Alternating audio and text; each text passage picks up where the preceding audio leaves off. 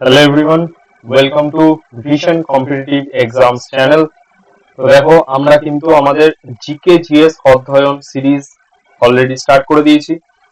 তো এই যে সিরিজটাতে আমরা প্রতিটা ক্লাসে 25টা করে মিক্স জিকে অর্থাৎ তার মধ্যে history, geography, polity, economy, static GK, current affairs, science এই সব কটা সাবজেক্টের কিন্তু মিক্স টাইপের 25টা প্রশ্ন থাকবে। এই ক্লাসটা খুবই ইম্পর্টেন্ট সবার জন্য, যে কোনো পরীক্ষা তুমি দিচ্ছ সব পরীক্ষার জন্য ইম্পর্টেন্ট। স্পেশালি যে পরীক্ষাগুলো নিচে মেনশন করা রয়েছে সেগুলোর জন্য তো অবশ্যই অ্যাপ্লিকেবল। তো আজকে কিন্তু আমরা 6 নাম্বার ক্লাস কিন্তু আজকে আমরা করতে চলেছি, ঠিক আছে? তো চলো শুরু করা যাক আজকে আমাদের সেশনটা। তার আগে দেখো, তোমরা যারা যারা এই ক্লাসটা দেখছো বা আমাদের চ্যানেলে হওয়া অন্য যে কোনো ক্লাস দেখছো, সেই ক্লাসের যদি তুমি ক্লাস পিডিএফ গুলো তুমি ডাউনলোড করতে চাও তাহলে চলে যাবে প্লে স্টোরে, সার্চ করবে ভিশন কম্পিটিটিভ এক্সামস অ্যাপ। সেই অ্যাপটা ডাউনলোড করে নিয়ে অ্যাপের মধ্যে WBPSC সেকশনে চলে যাবে, এখানে দেওয়া রয়েছে। সেকশনে গেলে অল ক্লাস পিডিএফ বলে একটা অপশন পাবে, সেই অপশনটা ক্লিক করলে আমাদের ভিশন WBCS এবং ভিশন কম্পিটিটিভ এক্সামস এই দুটো চ্যানেলের হওয়া যতগুলো ক্লাস হয়েছে বা হয় প্রতিদিন, সমস্ত ক্লাসের পিডিএফ তোমরা ইজিলি ডাউনলোড করে নিতে পারবে। তো চলো শুরু করা যাক আজকে ক্লাস। প্রথম প্রশ্ন, ভারতের সংবিধানের কোন ধারায় সংসদের অধিবেশনের কথা বলা হয়েছে? ঠিক আছে, অপশন তোমাদের সামনে। রাইট আনসার হবে 85 নাম্বার ধারায়। দেখো, সংসদের অধিবেশনের তলব কে করেন? রাষ্ট্রপতি। উভয় কক্ষকে তলব করেন। সাধারণত বাধ্যতামূলক না হলেও প্রতি বছরে কিন্তু 3টে অধিবেশন হয়ে থাকে, ঠিক আছে? এখানে অধিবেশন বলতে কিন্তু সেশনের কথা বলা হয়। আমাদের সংসদে যে সেশন গুলো হয়, পার্লামেন্টে যে সেশন গুলো হয়, টোটাল 3টে সেশন হয়। একটা হচ্ছে বাজেট, দুই নম্বর হচ্ছে বর্ষা, বা এখানে তুমি বাংলাটা পড়ো না, এখানে মনসুন সেশন, আর একটা হচ্ছে শীতকালীন বা উইন্টার সেশন। তাহলে একটা হচ্ছে বাজেট, একটা হচ্ছে মনসুন, আর একটা হচ্ছে উইন্টার। তো শর্টকাটে BMW, ঠিক আছে? এটা মনে রেখে দেবে। এবং কোন মাস থেকে কোন মাস অব্দি এই সেশনটা চলে সেটাও কিন্তু এখানে দেওয়া রয়েছে। দুটো অধিবেশনের মধ্যে সর্বোচ্চ ব্যবধান কিন্তু 6 মাসের বেশি হবে না, এটাই বলা হয়, ঠিক আছে? এই পয়েন্টগুলো মনে রেখে দেবে। নেক্সট কোশ্চেন দেখো, চলন্ত বাসে থাকা কোনো যাত্রী বাসটি যখন হঠাৎ থামে তখন সামনের দিকে ঝুঁকে পড়ে, নিচের কোন সূত্র দ্বারা এটি ব্যাখ্যা করা হয়? এই প্রশ্নটা অনেক পরীক্ষায় এসছে, ইচ্ছা করে এখানে রাখা হয়নি, ঠিক আছে? অপশন তোমাদের সামনে। এটা রাইট অ্যান্সার কি হবে? সেটা হচ্ছে নিউটনের প্রথম সূত্র। সম্ভবত 4 নাম্বার ক্লাসে অথবা 3 নাম্বার ক্লাসে কিন্তু নিউটনের 3টে সূত্র কিন্তু এরকম এই সাইড করে কিন্তু আমরা পুরো একটা লিস্ট করে কিন্তু লিখে দেওয়া হয়েছিল।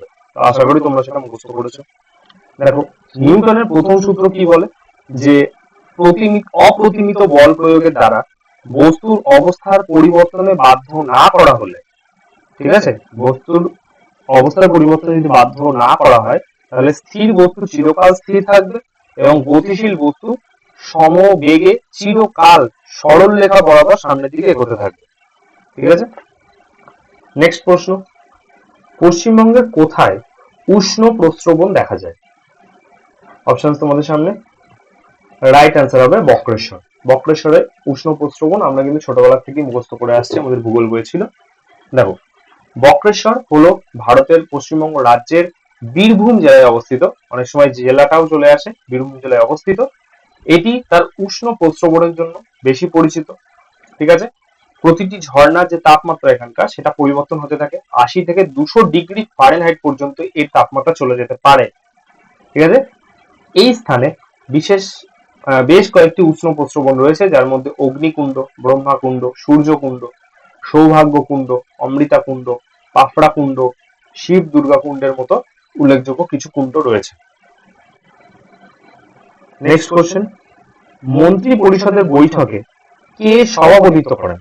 মন্ত্রী পরিষদের যে বৈঠক হয় সেই বৈঠকে কে সভাপতিত্ব করেন? অপশন তোমাদের সামনে, ঠিক আছে? রাইট অ্যান্সার হবে প্রধানমন্ত্রী। বুঝতেই পারছো, মন্ত্রী পরিষদের তো হেড বা প্রধান যিনি, তাকেই তো প্রধানমন্ত্রী বলা হয়। তো প্রধানমন্ত্রী করবে সেটা। প্রধানমন্ত্রীর ভূমিকা কি থাকে? প্রধানমন্ত্রী হলেন ভারতের রাষ্ট্রপতির প্রধান উপদেষ্টা এবং একাধারে তিনি লোকসভার সংখ্যাগরিষ্ঠ দলের নেতা। বুঝতেই পারছো, লোকসভায় যেই দল সংখ্যাগরিষ্ঠ হবে সেই দলের থেকেই কিন্তু সেই দলের যে নেতা তাকেই প্রধানমন্ত্রী করা হয়। প্রধানমন্ত্রী মন্ত্রিসভার মন্ত্রীদের নিয়োগ, তাদের কাজ তত্ত্বাবধান এবং নীতিগত বিষয়ে তাদের নির্দেশনার জন্য দায়ী। প্রধানমন্ত্রী বিভিন্ন আন্তর্জাতিক ফোরামে দেশের প্রতিনিধিত্ব করেন এবং বৈদেশিক সম্পর্কে গুরুত্বপূর্ণ ভূমিকা পালন করে থাকেন। নেক্সট প্রশ্ন, আমাদের 5 নম্বর প্রশ্ন চলে এসেছি আমরা। যদি পৃথিবীতে বায়ুমণ্ডল না থাকতো তাহলে আকাশের রং কি হতো? এই কোশ্চেনটা খুবই কমন কোশ্চেন এবং আগে বহু পরীক্ষায় আসতো এই প্রশ্নটা। এটা রাইট অ্যান্সার হবে কালো। ঠিক আছে, দেখো, বায়ুমণ্ডল না থাকলে আকাশ তার স্বাভাবিক নীল রঙের পরিবর্তে কালো দেখাতো। এটি এই কারণে যে সূর্যরশ্মি বিচ্ছুরিত করার জন্য কোনো বায়ুর অণু থাকতো না। ঠিক আছে, এই ঘটনাটি রেইলে বিচ্ছুরণ নামে পরিচিত। ঠিক আছে, বায়ুমণ্ডল ছাড়া সূর্যালোক কোনো বিচ্ছুরণ ছাড়াই সরাসরি পৃষ্ঠে ভ্রমণ করবে এবং আকাশকে অন্ধকার ও কালো করে তুলবে। তাই জন্য মহাকাশ, যেমনটা মহাকাশ থেকে নিচের দিকে তাকালে পৃথিবীকে দেখায়, বা পৃথিবীর দিকে তাকালে মাঝখানে পুরো একটা কালো চারপাশটা দেখায়, ওরকমই দেখাতো যদি বায়ুমণ্ডল না থাকে। বায়ুমণ্ডলের কথা যখন এসছে তখন আমরা একটা আমাদের যে বায়ু স্তর রয়েছে সেটা একবার দেখে নিই। দেখো, বায়ু স্তর মনে রাখার জন্য একটা জিনিস মনে রাখবে, সেটা হচ্ছে T so me. T so me, এটা মনে রাখবে। T for troposphere, S for stratosphere, M for mesosphere, I for ionosphere এবং ই ফর এক্সোস্ফিয়ার বা বহির্মণ্ডল। তো ওটা কি? ওটা হচ্ছে ওজোনোস্ফিয়ার। এখানে ওজোনোস্ফিয়ার তো বলা যায় না, এটা ওজোন স্তর। ঠিক আছে, এটা ওজোনের একটা লেয়ার, ওজোন লেয়ার বলতে পারো। ঠিক আছে, এইটা একটু মনে রাখবে, এই ক্রমটা মনে রাখবে, এই টি সোমি এটা মনে রেখে দিও, তাহলে কিন্তু এই বায়ু স্তরগুলো কখনো গোলাবে না, কোনটার পরে কে রয়েছে এটা গুলিয়ে যাবে না। নেক্সট কোশ্চেন, আদিনা মসজিদ কোথায় অবস্থিত? অপশন তোমাদের সামনে, সেটা হচ্ছে মালদাতে। আদিনা মসজিদ মালদাতে অবস্থিত, যা 1370 সালে সিকান্দার শাহ নির্মাণ করেছিলেন। ইলিয়াস এই রাজবংশের দ্বিতীয় সুলতান ছিলেন সিকান্দার শাহ। এটি ভারতীয় উপমহাদেশে নির্মিত বৃহত্তম মসজিদগুলোর মধ্যে একটা।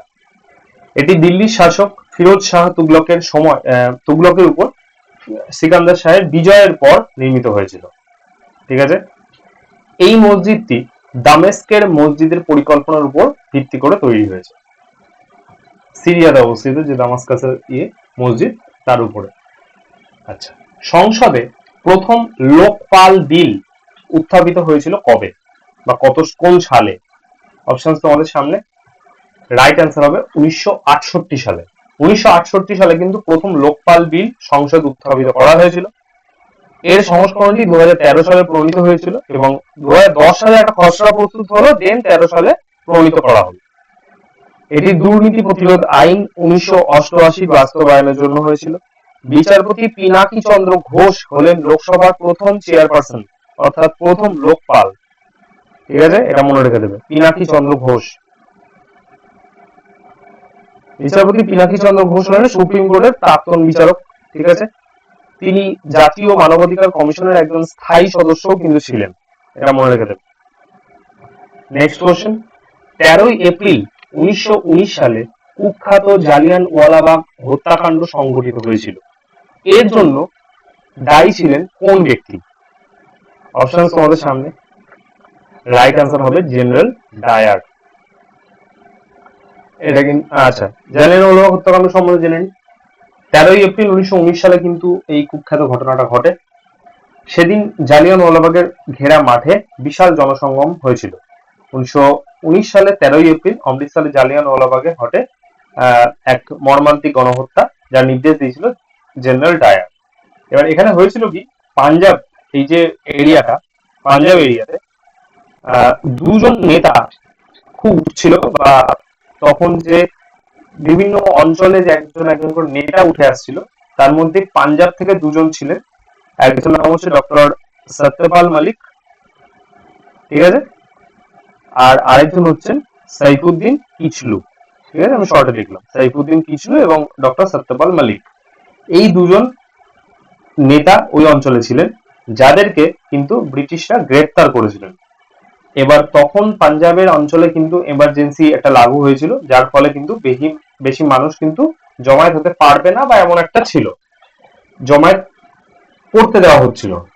এবার এই যে দিনটা অর্থাৎ 13ই এপ্রিল যেটা ছিল, সেই দিন পাঞ্জাবের যে মানে পাঞ্জাবের যে বাসিন্দারা, তাদের কাছে একটা পূর্ণ তিথি ছিল এটা, কারণ সেই দিন ছিল বৈশাখী, সেদিন ছিল বৈশাখী। সালটা 1919 এবং ডেটটা যেটা 13ই এপ্রিল, এটা দেখলেই বুঝতে পারছো এই বৈশাখী কিন্তু আমাদের যে যেটা বলে আমাদের যে নববর্ষ, আমাদের নববর্ষ যেটা, সেটা আমরা যেমন এখানে নববর্ষ বলি, পাঞ্জাবে সেটা ওরা বলে বৈশাখী। ডেটটা বুঝতে পারছো, আমাদের আমাদের এখানে পশ্চিমবঙ্গে নববর্ষটা আমরা মোটামুটি 14ই এপ্রিল 15ই এপ্রিল এরকমই থাকে, মোস্ট মানে 15ই এপ্রিল থাকে। তো ডেটটাও বুঝতেই পারছো। তো বৈশাখী একটা তিথি ছিল, একটা পূর্ণ তিথি। তো তারা এই যে ডক্টর সত্যপাল মল্লিক এবং সৈফুদ্দিন কিচলু, এদেরকে যে গ্রেপ্তার করেছে ব্রিটিশ, তাদের বিরুদ্ধে অর্থাৎ ব্রিটিশদের বিরুদ্ধে কিন্তু কোন রকম তারা কোনো বিক্ষোভ বা কোন রকম আন্দোলন কিন্তু করতে পারছিল না, যেহেতু তাদেরকে জমায়েত হতে দেওয়া হচ্ছিল না। তো তারা ঠিক করেছিল যে এই যে বৈশাখীর দিনে তারা একটা সবাই মিলে মিলিত হয়ে একটা উৎসব মতো পালন করবে, বা একটা নিজেদের মধ্যে কথাবার্তা বলবে, এবং তার মাধ্যমে সবাই একজোট হয়ে এক জায়গায় হয়ে তারা কিন্তু একটা শান্তিপূর্ণ আন্দোলন করবে। কোনো রকম কারোর হাতে কোনো অস্ত্র থাকবে না, কোনো স্লোগান কেউ দেবে না, এরকম একটা শান্তিপূর্ণ আন্দোলন কিন্তু করা হবে। তাই জন্য তারা বেছে নিয়েছিল যে অমৃতসরের যে জালিয়ানওয়ালা বাগ, বাগ অর্থাৎ বাগান, একটা বাগান তারা বেছে নিয়েছিল, এটা পুরো ঘেরা একটা গ্রাউন্ড, যে গ্রাউন্ডের মধ্যে মোটামুটি ভালো সংখ্যক মানুষ জমায়েত হতে পারবে, সেই গ্রাউন্ডটা তারা বেছে নিয়েছিল। সেখানে সবাই একজোট হয়, একজোট হয়ে সব এক জায়গায় বসে কিন্তু নিজেদের মধ্যে ডিসকাস করতে থাকে এই ব্যাপারটা নিয়ে। তারপরে একটা সময় কিন্তু এই খবরটা ব্রিটিশ সরকারের কাছে যায়, জালিয়ানওয়ালাবাগে যে এরকম একটা জমায়েত হয়েছে, এই খবরটা যায়। জেনারেল ডায়ার তখন ছিলেন, তিনি কিন্তু আদেশ দেন যে এখানে একটা জেনোসাইড করা হবে। তো তখন কিন্তু ব্রিটিশ সৈন্য আসে, লাইন বাই লাইন দাঁড় করিয়ে কিন্তু প্রায় সবাইকে কিন্তু মেরে ফেলা হয়, ঠিক আছে। তো এই জন্য দেখো মাইকেল ও ডায়ার, যিনি অনফিল্ড যে ছিলেন, তাকে কিন্তু লন্ডনে হত্যা করা হয়েছিল। কে করেছিলেন? বীর বিপ্লবী উধম সিং। সালটা কত? 1940 সালে 13ই মার্চ। কোথায় করা হয়েছিল? লন্ডনের ক্যাক্সটন হলে, ঠিক আছে, ক্যাক্সটন হলে কিন্তু হত্যা করা হয়েছিল মাইকেল ও ডায়ারকে। কে করেছিলেন? উধম সিং, ঠিক আছে। চলো নেক্সট কোশ্চেন, নিচের কোন রাজ্যে বিধান পরিষদ আছে? আমরা গতকালের ক্লাসে, অর্থাৎ যে আমাদের 5 নম্বর ক্লাস, সেখানে কিন্তু যখন 1969 সালটা এসেছিল, আমি বলেছিলাম এই সালটা যখনই আসবে মনে রাখবে যে এখানে আমাদের ওয়েস্ট বেঙ্গল থেকে লেজিসলেটিভ যে কাউন্সিল, সেটা কিন্তু বিলুপ্ত হয়ে গিয়েছিল। তো তখনই কিন্তু আমি বলেছিলাম 6টা রাজ্যে টোটাল বিধান পরিষদ রয়েছে। তো দেখো আজকে কিন্তু একটা ওরকমই প্রশ্ন নিয়ে এলাম, ঠিক আছে। অপশন তোমাদের সামনে, রাইট অ্যান্সার হবে কর্ণাটক। যেটা আগের দিন বললাম, 28টা রাজ্যের মধ্যে 6টা রাজ্যে কিন্তু বিধান পরিষদ রয়েছে। 6টা রাজ্য কি কি? অন্ধ্রপ্রদেশ, তেলেঙ্গানা, কর্ণাটক, মহারাষ্ট্র, উত্তরপ্রদেশ আর বিহার, ঠিক আছে। মনে রাখবে তুম্বাক,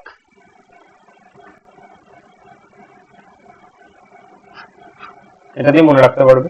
টি for Telangana, U for Uttar Pradesh, M for Maharashtra, B for Bihar, A for Andhra Pradesh এবং K for Karnataka. Next question, Ustad Bade গুলাম আলী খান ছিলেন একজন বিখ্যাত ড্যাশ। কোন যন্ত্রের সাথে তিনি জড়িত? সেটা হচ্ছে শাস্ত্রীয় গায়ক, ঠিক আছে।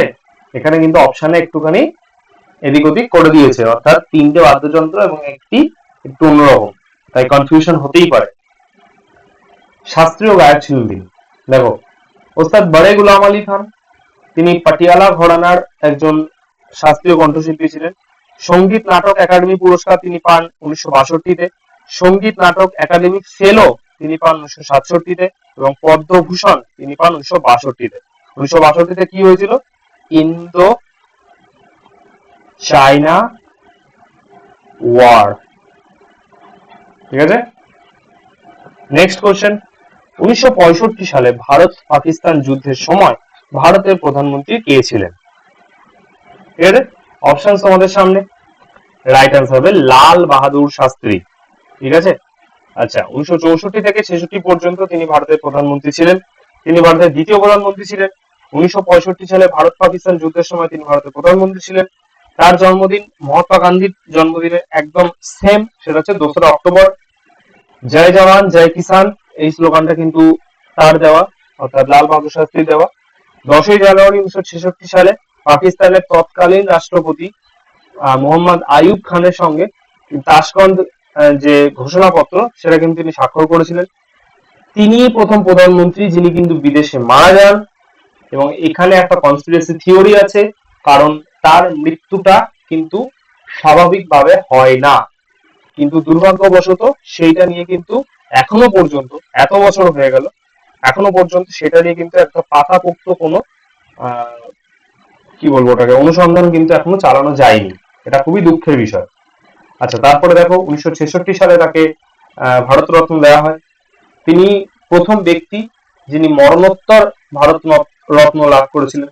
আচ্ছা, লাল বাহাদুর শাস্ত্রীর বিশ্রাম স্থানটি, অর্থাৎ যেটা সমাধিস্থল, বিশ্রাম স্থান না বলে সমাধিস্থল বলো, সমাধিস্থলটা কিন্তু বিজয় ঘাট নামে পরিচিত।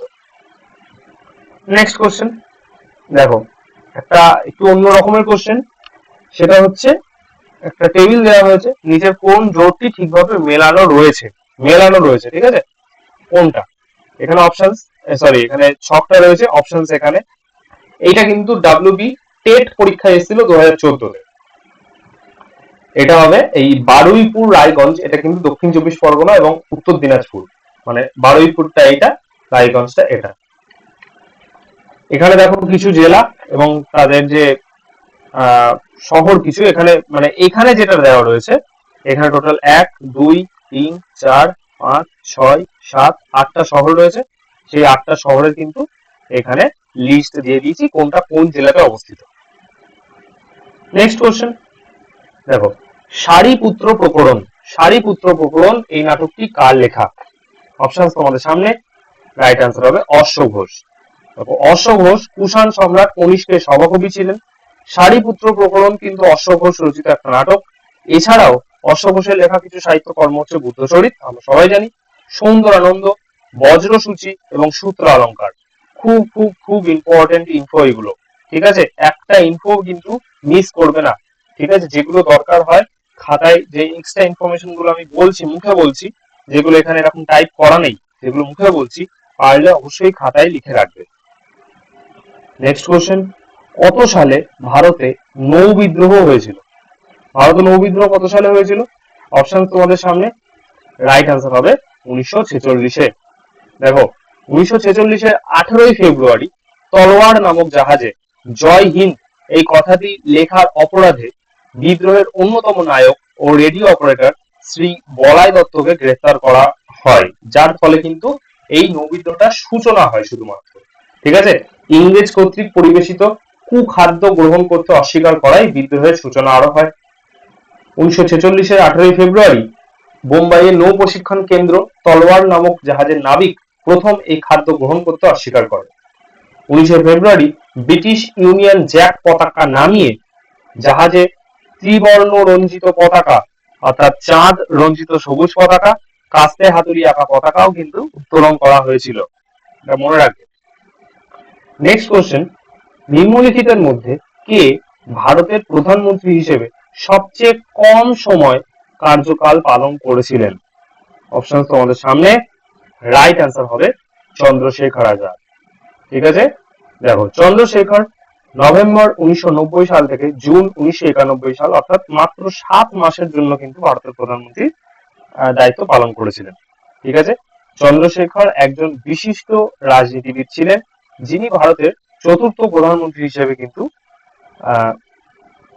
অষ্টম প্রধানমন্ত্রী হিসেবে কিন্তু দায়িত্ব পালন করেছিলেন। তিনি ভারতীয় জাতীয় কংগ্রেস দলের সদস্য ছিলেন। এরপর 1988 সালে তিনি নিজের দল জনতা দল কিন্তু গঠন করেছিলেন।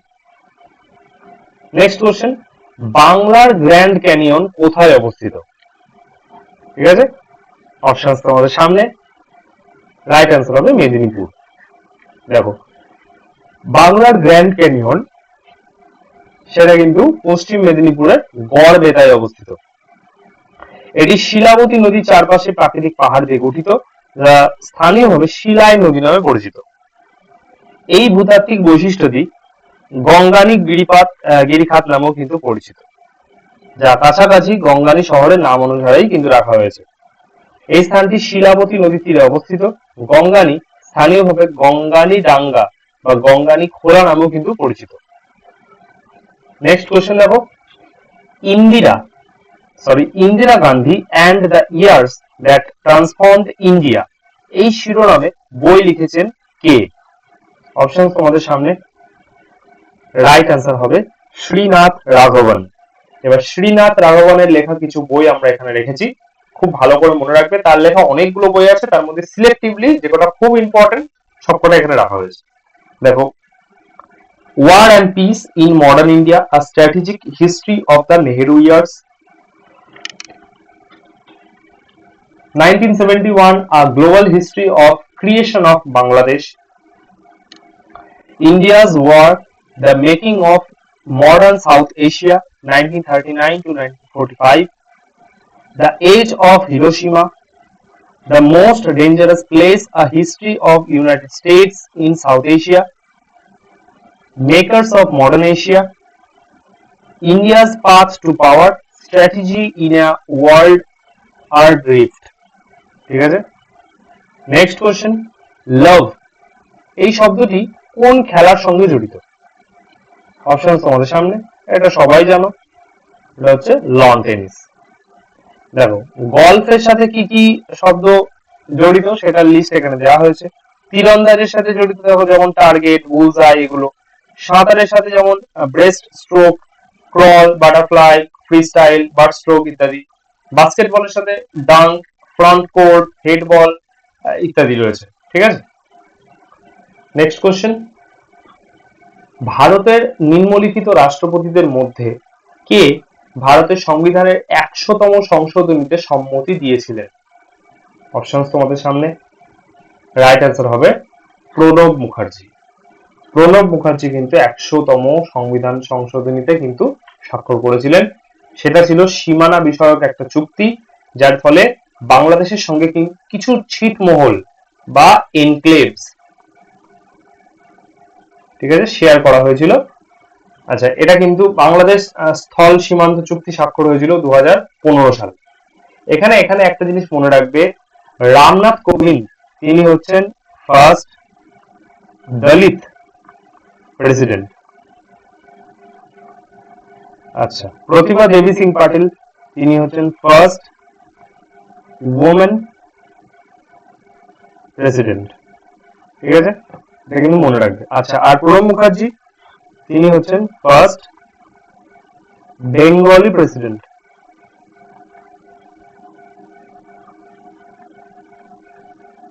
আরেকটা আছে আব্দুল কালামের স্যারের একটা ইয়েতে, সেটা হচ্ছে first president who served in the scientific field, এরকম একটা কোশ্চেন আসে। নেক্সট প্রশ্ন দেখো, আমরা 20তম প্রশ্নে চলে এসেছি। ভারতের নিম্নলিখিত কোন রাজ্যগুলির মধ্যে দিয়ে কর্কট ক্রান্তি রেখা অতিক্রম করে?